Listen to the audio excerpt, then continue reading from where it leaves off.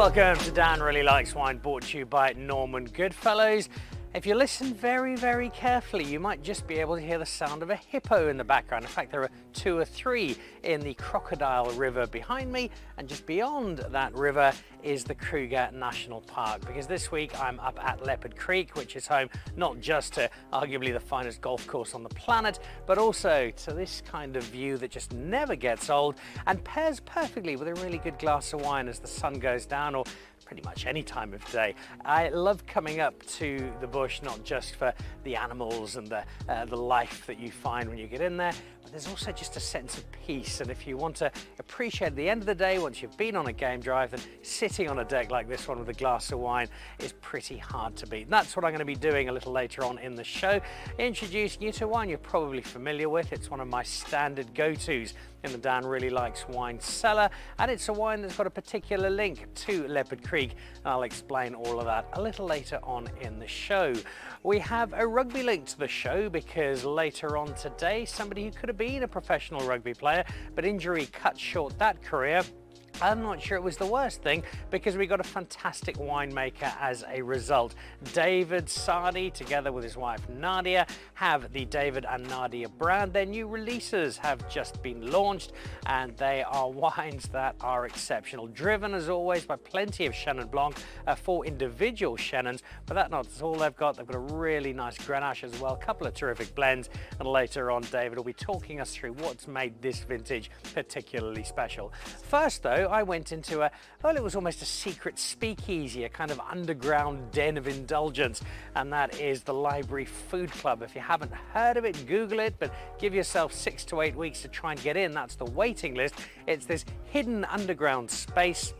You walk down through a swinging wardrobe, out past a bookcase, and down into this really cool 1930s American type space. And that's where I found not only a place I really enjoyed hanging out, but also one of my favorite winemakers. Izele van Blerk from The Mentors at KWV is always creating something new and exciting and magical and wonderful. And she's done exactly that with her latest releases, a Tempranillo, normally found in Spain, but here out of Wellington, through the cellar at The Mentors, and allowing Izele to once again deliver something unique and wonderful in equal measure.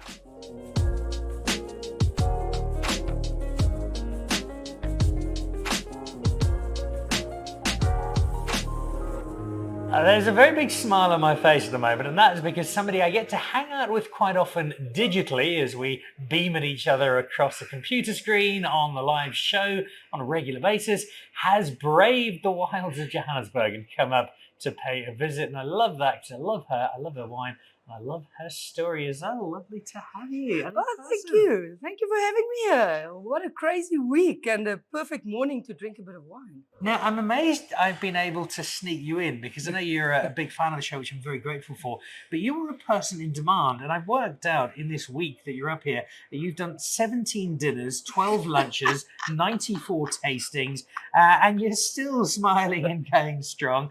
And to me, that's 2 things. One is this KWV Mentors brand.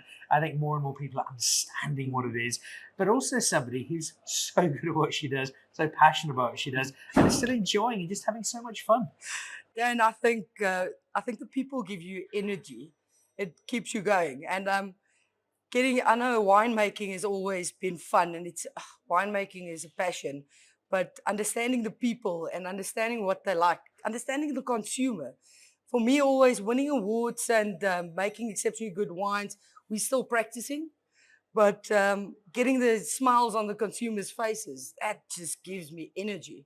I haven't done 17, almost, I think 21 in 4 days. No, I'm just kidding. But it's been fun, and different consumers up in Johannesburg and Pretoria. So it's always fun. That fun is the golden thread, because you've got quite a unique space in the wine world, in that they basically just start of the year say, right, Izele, go and do what you want. Here's an unlimited budget. Go and find amazing stuff and create us great wines. And I'm perhaps simplifying that ever so slightly.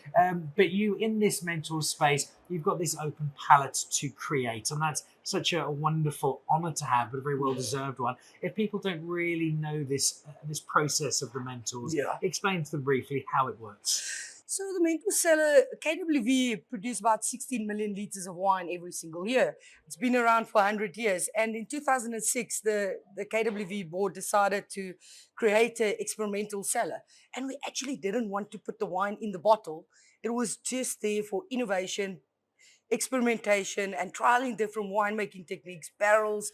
We actually just making mistakes in there. That's why they appointed me to make mistakes. And the mistakes are sometimes looking quite okay. But really it's to improve the whole brand of KWV. So the whole cellar is driven by innovation and experimentation, pushing the boundaries, everything that I studied at the university, put that aside and say, listen, what can we do different? Tasting a lot of wines across the world, understanding wine styles, understanding trends, and just improving the whole quality of not just KWV, but the world of wine in South Africa. And also educating people on different varietals. We have a Grenache Blanc in the range. We've got a Petit Verdot. We've got a Cabernet Franc. I play around with Mourvedre, Carignan, Nebbiolo, Sangiovese. The one wine we have in our glass is a Tempranillo. It's a limited edition that we just launched. And that's the innovative side that we can put out to the world and say, yes, we do produce exceptionally good Cabernets. We do make exceptionally good Pinot Noirs, Chardonnay, Sauvignon Blancs, but there's more to wine than just the big five. I remember we had a conversation, one of our early conversations, and you introduced me to something called Carmenere, which up until that point I thought was an opera, and it turned out it was actually a grape, which had been brought in from Chile, rescued from France, and now in microscopic amounts appears here in South Africa. There is the obvious delight of, oh, I found something new and cool. But then I'm thinking, right, are you sneaking off to the back of the cellar to Google, right, what is this grape? And you know, how much paprika do I need to add to this to get the best out of it? How much of this experimentation and adventure is there for you? So we've got an exceptionally good viticulture team. That's very passionate, led by Marco Ventrella and Ursula Lanier, and they focus so much on all these different niche varietals, and they get so excited when they like ran into a small little block that's very creative, something new. So I do about 21, 22 varietals, if it's not more, in the winery. And yes, like you've mentioned, when we did our first Grenache Blanc, I actually had to go and Google and say, how do you make Grenache Blanc? And it was in 2010, and we produced this brilliant wine, but I also say beginner's luck, like with the Carmenere also. So we got this amazing wine, and I said, no natural ferment, only commercial yeast. You put it in old barrels, and the 2011 was 100% natural ferment.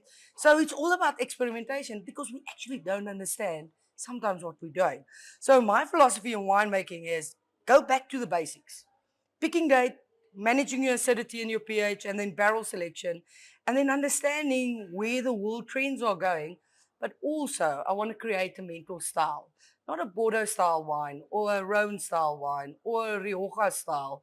We need to focus on creating a South African style of wines. What I do want to say, and I say this in the kindest possible way, because it is a reality of wine in South Africa. When you have a brand like KWV, when you have a brand like Nederburg, brands that are so big that the wine snobs will sometimes steer away a little to their own cost, because there is a lot of really good wine that KWV is making generally. There's a lot of outstanding wine that Nederburg is making generally.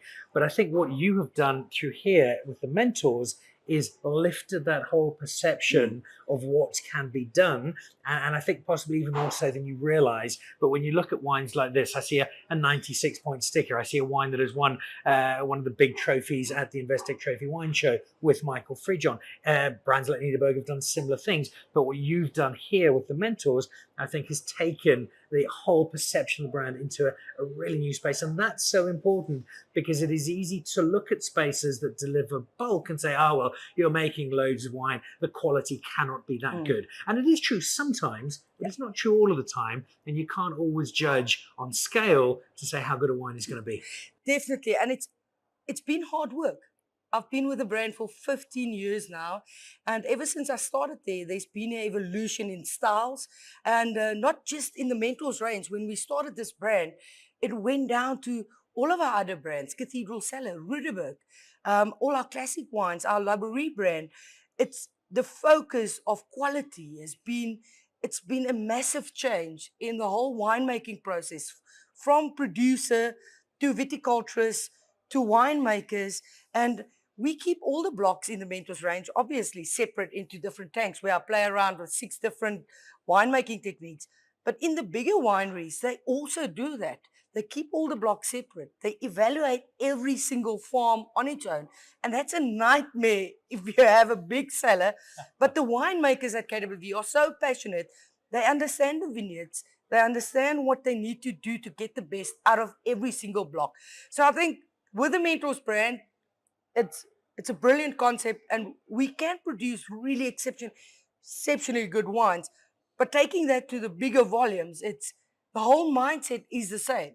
The approach of winemaking is the same, going through all of our brands.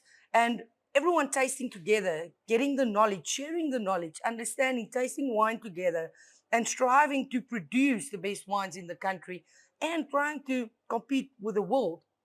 Because I think as South African winemakers and wine brand, we need to stick together and build a brand South Africa rather than your own little island where you're sitting on. Because if you go to Canada, the wine section of South African wine section is small.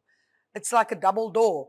So I don't want to compete with Nederburg in Canada. I want to be part of the South African brand. And with all the other brands, we need to move forward together, because that's the only way we're going to get more shelf space. We're going to sell more wines, and we need to travel the world more and get the premiumization of our wines out there. This is why I adore you. I love that philosophy. It really is. Without labouring that earlier point, next time you go shopping, pick up your wine at Norman Goodfellows. Grab a bottle of Rudeberg, grab a bottle of Laborie, grab a bottle of Chateau Libertas, grab some of these wines. I think people sometimes forget just how good our wine is at every level, because in part it's your fault because the wine at the top has got so good. Speaking of which, Tempranillo, Tempranillo, if you are in South America, the Argentinians with their strange ways of producing things. This is, have you done a Tempranillo before? Is this the first Never. one? So did you have to Google this one? No, luckily I've received this grapes for a long time now. So, so with this range, it's in 2017, the marketing team came to me and said, we've got this permanent listings with the Mentors range that I make every single year. So what's next? And I was like, oh, great.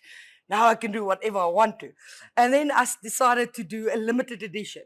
So every single year, it's going to be a different varietal. It's not always the best wine in the range. It is something unique, something different, or the vineyard is just spectacular, or the soils are bringing something different, or it's a minty Malbec. It's something different and unique. And the first year we did the Carmenère, then we did a Petit Syrah from Paul Echelas. You don't get a lot of Echelas.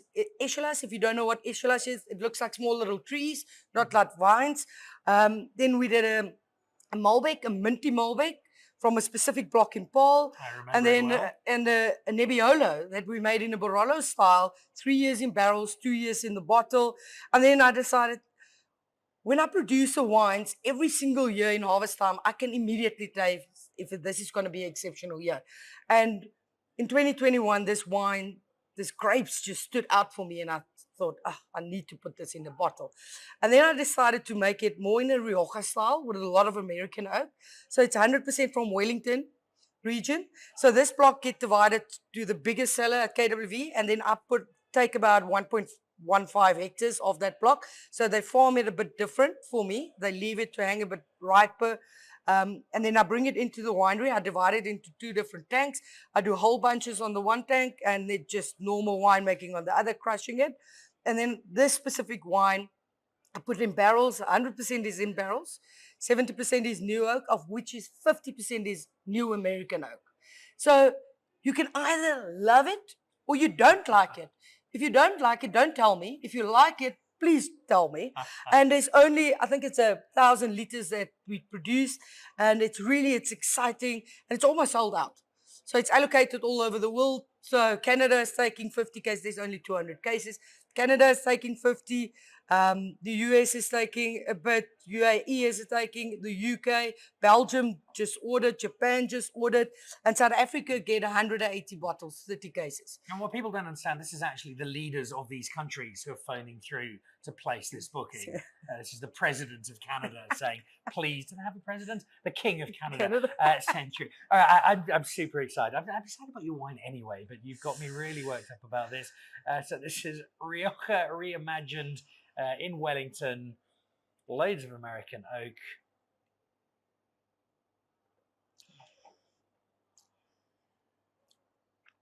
Nice fresh acidity, 3.3 pH with a 6.3 acidity. Just, I think this wine, the ageability of this wine is another 10 years. So you said if I like it to tell you, and if I did not to.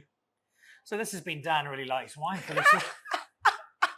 My only comment that might be construed as anything less than 100% positive is that, as you say, the ageability.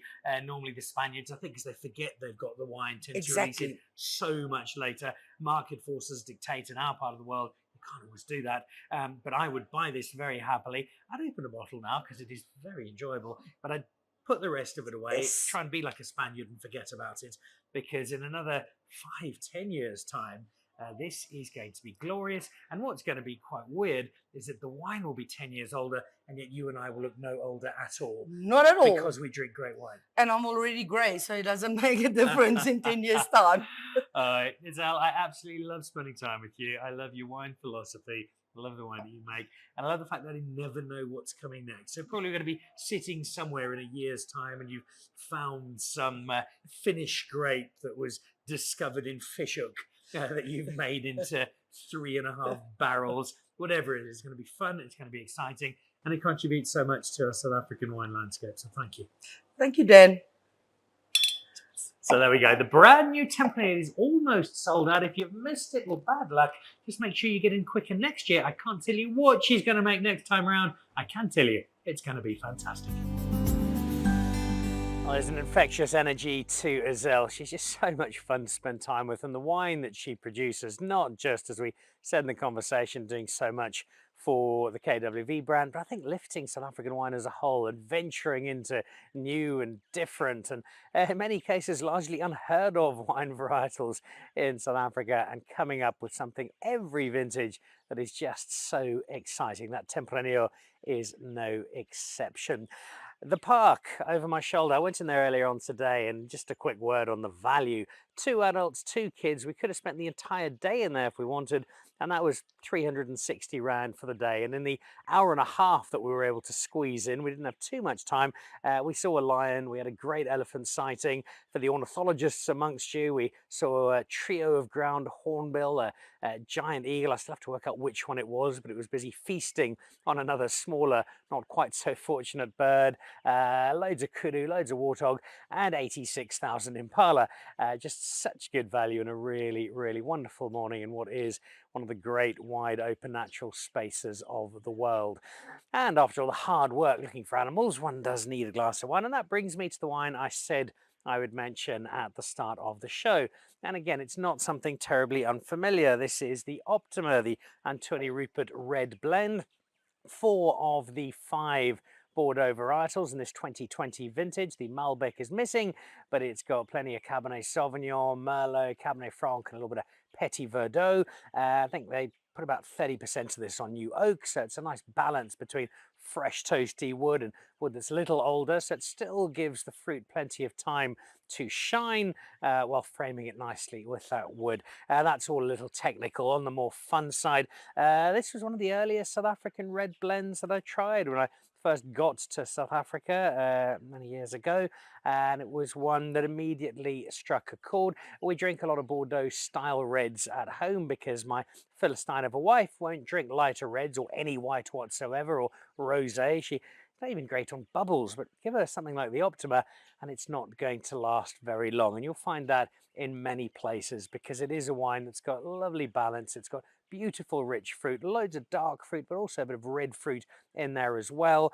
And it's also a wine that does something that we sometimes forget in South Africa, in our rush to age and keep and hang on to and celebrate wine of an older vintage, and that is that our South African reds can often be drunk a lot younger than might be the case of other countries. Particularly, you think of a Bordeaux red, drink it in the first 3-4 years, it's probably going to be quite tight, quite tannic, a bit of a mouthful, whereas there is an approachability to a wine like this, which means 2020, it's 4 years old, it's already in a very happy space. Not to say that it can't age a good few more years, but right now it's both in itself in a really nice space and also giving me a wonderful flourish to what's been a terrific day out in the Kruger National Park. This is one of the wines of Johann Rupert's Optima range, the Lomoran range. It's a tribute to his brother Anthony Rupert, the late Anthony, and I think Anthony would be very proud of the wine that has developed, and this has become a staple for many, many homes around South Africa.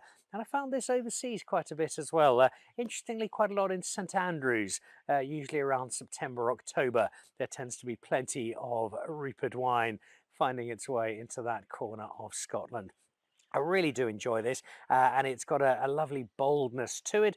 Makes it a little different to some of the wines that I tried last week at Great Domains with David Sadi. David and Nadia have just brought out their latest vintages, and they are mostly whites, but there are a couple of reds, and they're reds that are very much Swartland, born and bred Swartland, much like David himself, whose family have been in the Swartland now for over 3 centuries since the first member of the Sadi family touched down. They are getting to know, David and Nadia, the terroir so intimately that their ability to create wine that celebrates it so perfectly is just getting better and better, from the single varietal Shennons to the blends that they're making with a touch of Greek to the name. Every time I think their wine can't get any better, somehow it does.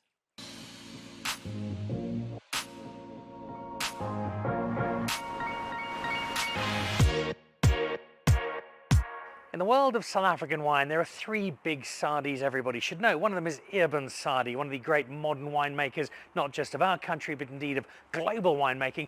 And then there are David and Nadia. Now, they might not be quite as well known as Izele, but for those who do know them, and more importantly, those who do know their wine, they'll know that this is stuff to get your hands on incredibly quickly, because between them, David and Nadia Sadi are crafting some of the finest wine in South Africa today. Yeah, it's great to have David Sadi with us for the newest release that he's got from the farm. It's been a great pleasure working with David and Nadia Wines over the last handful of years, and to have sort of been part of their journey in the Swartland, and just to sort of watch the whole project grow into something really special and something very South African, particularly with the Chenin Blanc interest or focus in their range. And I think wines like his Grenache, I'm super excited to taste this year. It's going to be a grape that he is focusing on, or him and Nadia are going to be focusing on a lot more. And I think keep an eye out for some single vineyard expressions of Grenache, which I'm super excited for. Someone like David or any of our top winemakers, there's an amazing story to tell, and not only about the humans behind these great wines, but the soils and the terroirs from where they come from. And I think each year there's lots happening, and I think to keep abreast with what's going on is super important, because it's lots of these positive changes are happening within a year. So to do these releases and to get exposed to them is not only lots of fun, but very interesting, and I think massively beneficial for all those in the wine industry. A quick summary of the 2022 vintage, known for us, at least in the Swartland region, extreme warm. We had about an inch of rain towards the end of December. 8 days later in January, we had our first heat wave, and that followed with 3 more heat waves. So we were forced to pick earlier to retain freshness. And I think that vintage, although more linear and maybe more austere as a young vintage, will last forever in terms of its ageability. 23s, we had some cold evenings in the midst of these warm days. And the industry was also exposed to about 100 mils plus of rain in March. We currently do about 8 hectares of organic farmed, sprayed throughout the process. We're hopefully pushing to 10 or 12 hectares. The impact of increasing organic farming for us will be to buy a second tractor. We have 4 backpacks that we work with, automized backpacks. like engines that you start and then you spray vineyards, which is what we do, especially with wet winters. You can't access the vineyards in September and October, and it's a crucial time to actually make sure you've got a proper controlled disease program. So there aren't any norms for us, but that's also the exciting part of it. It's like we can't be complacent. We can't just expect good things to come to us. So we have to work much harder than before. We've got a good team in place, a winemaker in the cellar, Corinne Basson. She's been with us for about 4 seasons, and she followed up Andre Brains, that was in our cellar for about 5 years. We also make his own wines, City on Hill. And then Rocco Diber is I call him the most overqualified and underexperienced farm manager we've ever had. So he's done his master degrees in BSc, in specifically carbon levels of soils with 1-year crops on. Cum laude student, so he's very intellectual on a different level, but he's also young, naive, and unexperienced. But that's amazing to have someone like him to really walk the walk with him and to look at detail in vineyards in terms of calibrations, whether it's for cover crops, detail, hygiene, pruning scissors, hygienes when we prune. Coming week, we're going to start pruning for Massal selection. So we've started with the Massal selection program about 4 years ago, in specifically the Platbos vineyard, 1981 Schwinden. And we'll be finishing up that vineyard this year, as well as Skalikop, and then going into a third vineyard. So every year we have to prune at a specific area that we know that's got a small bunch clone, which is the clone that I prefer for Skalikop and Platbos. And then we take that selection and we ask Voor Groenberg Nursery to graft that. And then we normally get about 1,000 up to 1,500 vines each year. Physically, we can't handle more than that because it's quite an expensive thing to interplant. We have to take a small digger loader, typically after harvest, to prepare individual soil profile pits because it's not bare land. It's an existing vineyard, so you have to think differently. And then at that stage, we have compost, and we put material on that, like a straw bale, to cover it.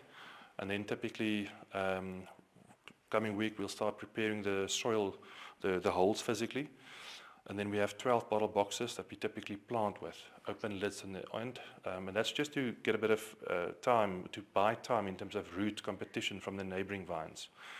And then typically the first 2 years with these young vines, we would water them in the extreme part of the season, and then we leave them. They need to establish themselves. So it's been an amazing project, mixed results. But it's definitely worth pushing through and pushing forward to make sure that these old vineyards, I mean, we work with 5 certified wines in terms of Old Vine Project, is that if you think of the term community, it's the same with vineyard. Vineyard is not an individual term, it's a collective term. And if you have to think about, you have to have babies in life that needs to come in to make sure that these old vines that has got a lot of gaps in between, some of them up to 50% dead vines historically because people weren't interplanting. Most vineyards were farmed for cooperative farming, more commodity, marginal. They can't interplant once a year because someone has to do it. It's a lot of expensive labor to do that. But it's a project we decided to take on 3-4 years ago, and we've never looked back. Ultimately, would be have ownership long term. We've got long lease agreements with these vineyards, and we're extending that.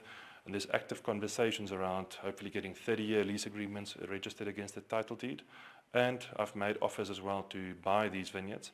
But it's not that we go just around and buy vineyards. It's a long process. But that's the ultimate dream for us, is to own these single vineyards as well.